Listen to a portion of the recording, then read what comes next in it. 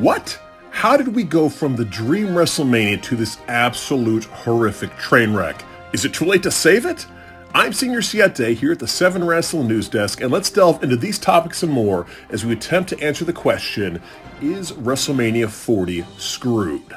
Thanks so much for joining us here. If you enjoy this content, please help us out by liking the video, subscribing to the channel, and rock bottoming that notification bell. As we were coming out of the Survivor Series, WrestleMania 40 was shaping up to be arguably one of the greatest wrestling events of all time. Cody Rhodes had managed to cement his placement as the industry's #1 good guy and future face of the company, and after a face-off with Roman Reigns on an episode of SmackDown, it made all of the sense in the world that he'd be the one to finally take the tribal chief out. Then, the wrestling world was set on fire when the first few notes of Living Color's Cult of Personality blasted throughout the Allstate Arena, signaling the arrival of the most controversial figure in pro wrestling, CM Punk. A chance for Punk to finally live out his dream of main eventing WrestleMania seemed to be within reach. Pair that with the perfect dance partner in Seth Rollins, and both nights of WrestleMania had insanely appealing marquee bouts. And the undercard was filling out quite nicely too. Rhea Ripley versus Becky Lynch for the Raw Women's title, Bayley versus Io Sky for the SmackDown title, Jey Uso squaring off against his brother Jimmy. Even matches that weren't locked seemed like a real possibility, most notably Gunther defending the Intercontinental title against Brock Lesnar. And then it started off simply enough with Charlotte Flair sustaining an ACL injury on SmackDown in a match with Asuka. This would take her out of WrestleMania and presumably a match with Bianca Belair.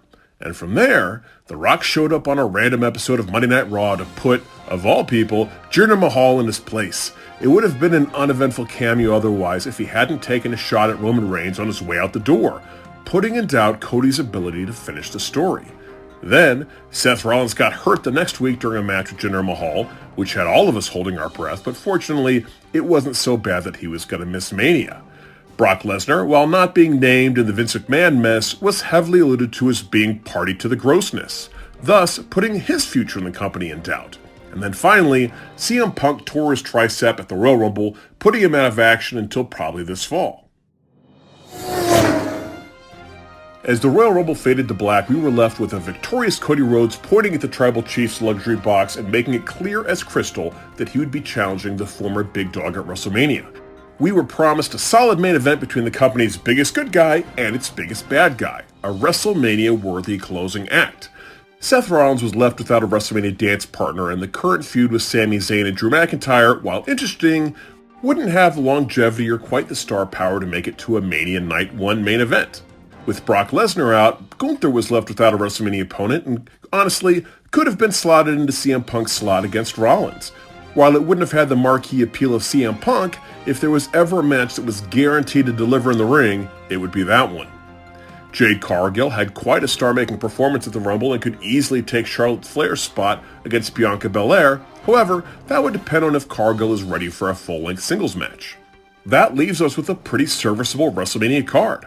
The only concern is we have that hanging thread of The Rock calling out Roman Reigns.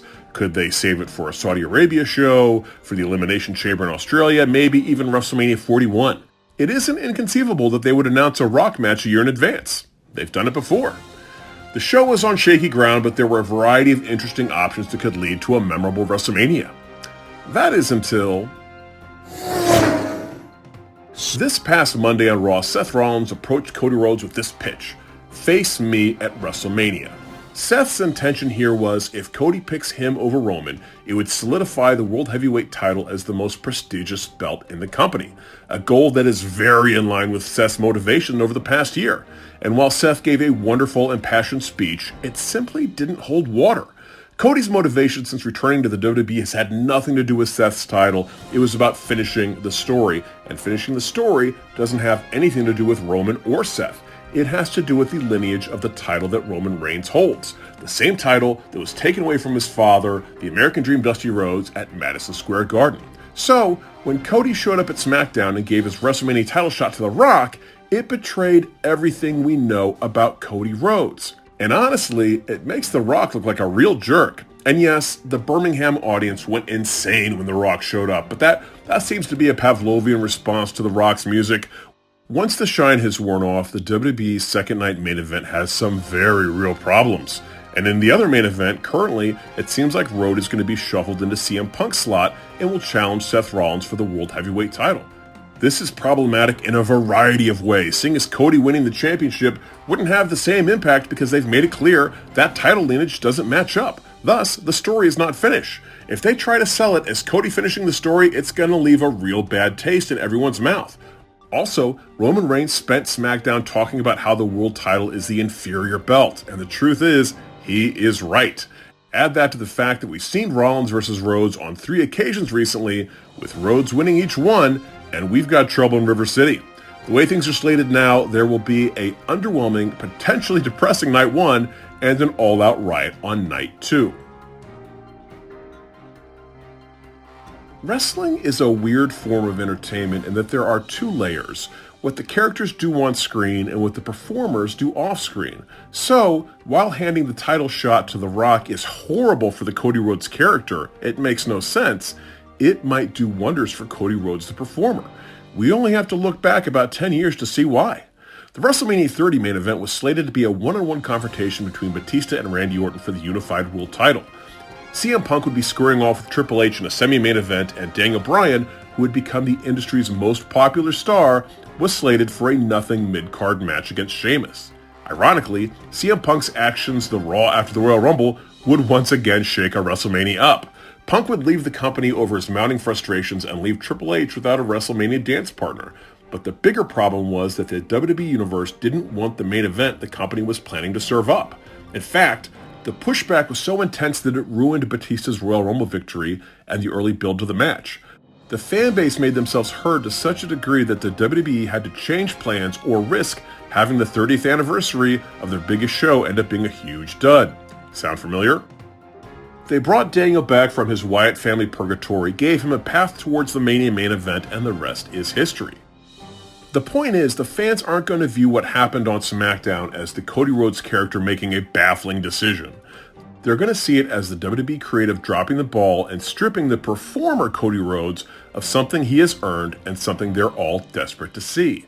And the fans are going to respond the only way fans can, by booing Rock and Reigns out of the building.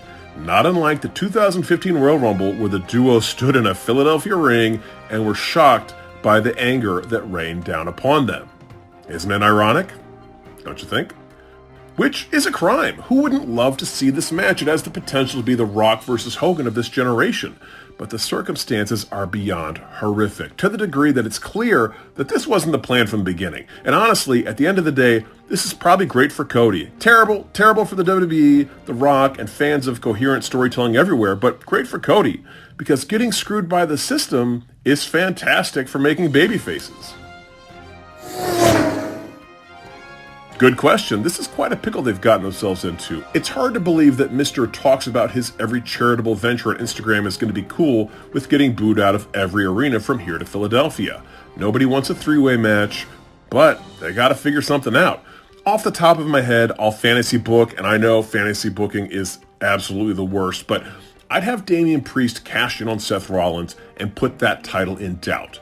While that's happening, let Roman call Cody out for being too afraid to face him at Mania. Then, pull a page from the old WrestleMania 10 playbook and let The Rock and Roman square off on night 1, with Cody taking on the winner, presumably Reigns, in night 2. Now, both nights will have solid main events. The Rock doesn't have to take the heat for screwing over the biggest good guy in the industry, and Cody can finish the friggin' story. And when the Bloodline comes to the ring to cost Cody the match, who shows up to help him out? To hand the Bloodline their candy rear ends, but The Rock, thus cementing his place as a good guy. And if this is some kind of weird creative power grab from The Rock, similar to what he did in the DC Cinematic Universe where he insisted that Black Adam be made the star of the show, despite what the audience clearly wanted, then that's kind of sad, because The Rock should know better than anyone what happens when you try to force something down the fans' throats that they don't want. Am I way off base? Let me know in the comments section. How would you fix this mess? Also, if you enjoyed this, please like the video, subscribe to the channel, and hit that notification bell. Until next time, I'm Senior Siete here at the Savin Wrestling News Desk saying Bye-bye.